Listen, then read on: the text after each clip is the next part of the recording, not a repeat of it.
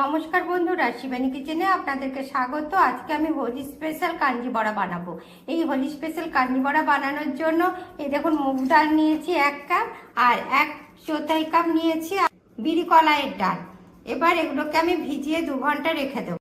এই দেখুন বন্ধুরা, হোলি স্পেশাল কাঞ্জি বানানোর জন্য গোটা সাদা সর্ষে নিয়েছি, 1 চামচ গোটা ধনে নিয়েছি, 1 চামচ গোটা জিরা নিয়েছি, দেখুন কালো সর্ষে নিয়েছি। এগুলোকে সব আমি প্রথমে পিষাই করে কাঞ্জি বড়ার কাঞ্জি তৈরি করার জন্য এই দেখুন একটা কাঁচের জার নিয়েছি। এই জারের মধ্যে প্রথমে এই দেখুন সর্ষে, সাদা সর্ষে আর আদা বাটা দিয়ে দিলাম। এবার এর মধ্যে একটু সব বাটা দিয়ে দিলাম, আর এই দেখুন 1 চামচ হিং দিয়ে দিলাম, কালামরিচ আজওয়াইন দিয়ে দিলাম। এই দেখুন 1 চামচের কাছাকাছি সাদা লবণ দিয়ে দিলাম।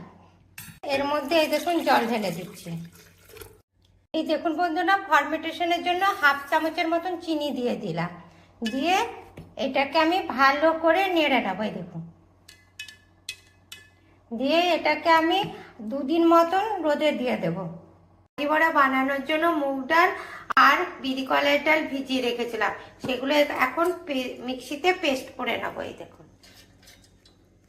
এই দেখুন বন্ধুরা, কাঞ্জি বড়া বানানোর জন্য ডালটা বেটে নিয়েছি। এবার এর মধ্যে এই দেখুন লবণ দিয়ে দিচ্ছি, দিয়ে এটাকে ভালো করে আমি ফেটিয়ে নেবো। এইভাবে বন্ধুরা, ডালটা ভালো করে ফেটিয়ে নিয়েছি, কিন্তু ফেটানো হয়েছে আপনারা বুঝবেন কি করে।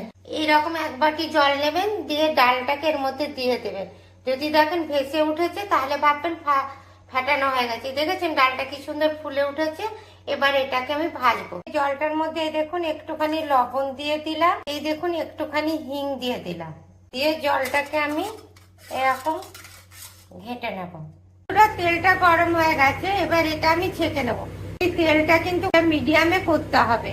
এবার এই দেখুন বড়াগুলো দিয়ে দিচ্ছি।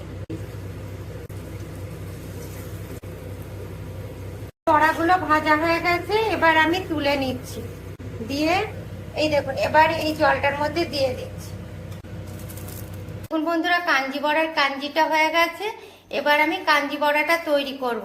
প্রথমে এটা একটা জায়গায় কাঞ্জিটাকে নিয়ে নেব। ডালের বড়াটা যে জলের মধ্যে দিয়েছি এটা এরকম তুলে নিলাম, দিয়ে এরকম নিচুড়ে এই দেখুন জলটাকে বের করে দিলাম। আবার এই দেখুন জলের মধ্যে থেকে এরকম নিচুড়ে এটাকে বের করে দিলাম। এইভাবে আমি সমস্তগুলোকে বের করে দেবো। এবার এর মধ্যে একটুখানি আমি ভাজা মশলা দিয়ে দিলাম। এই দেখুন আমার কি সুন্দর কাঞ্জি বড়াটা হয়েছে। দেখুন এই দেখুন একদম ফুলে গেছে।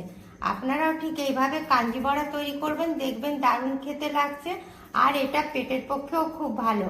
আমার রেসিপিটা যদি আপনাদের পছন্দ হয় তবে লাইক করবেন, কমেন্ট করবেন, শেয়ার করবেন। Thank you.